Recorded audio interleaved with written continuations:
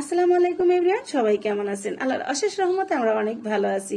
কাছে কিংবা দূরে যে যেখান থেকে আমার ভিডিও দেখতেছেন, আশা করি আল্লাহ তাআলা সবাইকে অনেক অনেক ভালো রেখেছেন। আজকে ছোট্ট একটা ব্লগ ভিডিও নিয়ে আপনাদের সামনে হাজির হলাম। ঈদের দিন কিভাবে আমি ঘর গুছিয়েছিলাম, আমার শান্তির জায়গা, সেটা আমি কিভাবে পরিপাটি রাখি সেটা একটু দেখাবো। তো আমার হাতের কাজের জিনিস দিয়ে আমার ঘরটা বেশিরভাগ সাজিয়ে থাকি। আমার সোফার কুশন থেকে শুরু করে টিভি ক্যাবিনেট সবকিছু কিন্তু কুরুশের, আমার হাতে তৈরি করা। আমার ফুলদানিগুলা কাগজ দিয়ে তৈরি করা, আমি নিজে তৈরি করেছি। আর এই যে কাপগুলা হচ্ছে আমার ছেলে মেয়ের গিফটের। বাচ্চাদের গিফট পেলে মা বাবার অনেক ভালো লাগে। প্রত্যেক মা বাবাই চায় তার বাচ্চারা ভালো কিছু করুক। আমিও আমার বাচ্চাদের জন্য অনেক অনেক দোয়া করি। আর ভিডিওটা আমি সকালের দিকে করেছিলাম। সকালের খাবারগুলা আমি টেবিলে গুছিয়ে রেখেছিলাম। আমি এরপরে যে রান্না করেছি সেগুলোও দেখাচ্ছি। আলহামদুলিল্লাহ, দুপুরের খাবারের মেনু আমি কি কি করেছিলাম, কি কি রান্না করেছি সবকিছুই কিন্তু টেবিল ভর্তি। আলহামদুলিল্লাহ, আমার প্রিয় ভাই বোনেরা, আপনারা যারা যারা খেতে চান অবশ্যই বড় আপুর বাসায় আসবেন এবং বড় আপুর হাতের সামান্য কিছু খাবার খেয়ে যাবেন।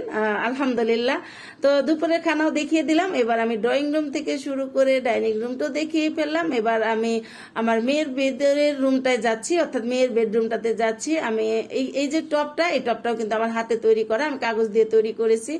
আর যেহেতু ড্রেসিং টেবিল ছিল সেজন্য আমি ক্যামেরাটা একটু ঘুরিয়ে জাস্ট ভিতরের রুমে চলে আসলাম। আর আমি মেয়ের আলমারিটা দেখাচ্ছি। আর ঈদের টাইমে এগুলা আমি খুব সুন্দর করে পরিষ্কার করে নিয়েছি। যেহেতু আমার ঘরে ফার্নিচারগুলো গর্জিয়াস কাজ করা, তো এগুলো পরিষ্কার করতে আমার অনেক অনেক কষ্ট হয়ে যায়। ডিজাইনওয়ালা জিনিসগুলা মুছতে মুছতে একটু টাইম লাগে। তো ওর খাট টেবিল সিম্পল, ও আমার মেয়ের কিন্তু সিম্পল জিনিস পছন্দ, তো আমার আবার গর্জিয়াস জিনিসগুলো পছন্দ। যাই হোক, যার যার পছন্দ, মেয়ের পছন্দ অনুযায়ী মেয়ের রুমটা আমি সাজানোর চেষ্টা করেছি। আমার বেডরুমে যাচ্ছি আর আমার বারান্দাতে যাব। আমার বারান্দাতে বেশ বাতাস লাগতেছিল, আমি বেশ টাইমটা বারান্দাতেই বসেছিলাম।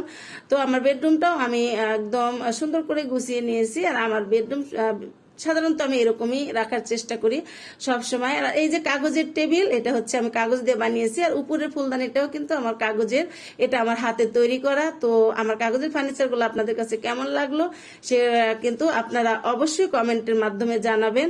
আমার ছেলের রুমে চলে এসেছি। ছেলের রুমের এই যে কাগজের ফুলদানি, এটাও কিন্তু আমার হাতে তৈরি করা। এটা অনেক বড় একটা ফুলদানি।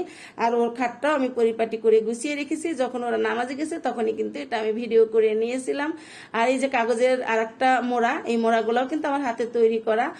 তো আমার ভিডিওটা যদি আপনাদের কাছে ভালো লাগে অবশ্যই আমার চ্যানেলটা সাবস্ক্রাইব করে পাশে থাকবেন। আর আমার ফেসবুক পেজটাও আপনারা সাপোর্ট করে আমার সাথে থাকবেন ইনশাআল্লাহ। তো আমার ভিডিওটা কেমন লাগছে অবশ্যই আপনারা কমেন্ট করে আমাকে জানাবেন। ভালো লাগলে সেটাও জানাবেন, ভালো না লাগলে সেটাও জানাবেন। তো আজকের মতো এখানে বিদায় নিচ্ছি। সবাই ভালো থাকবেন। আল্লাহ হাফেজ। আসসালামু আলাইকুম।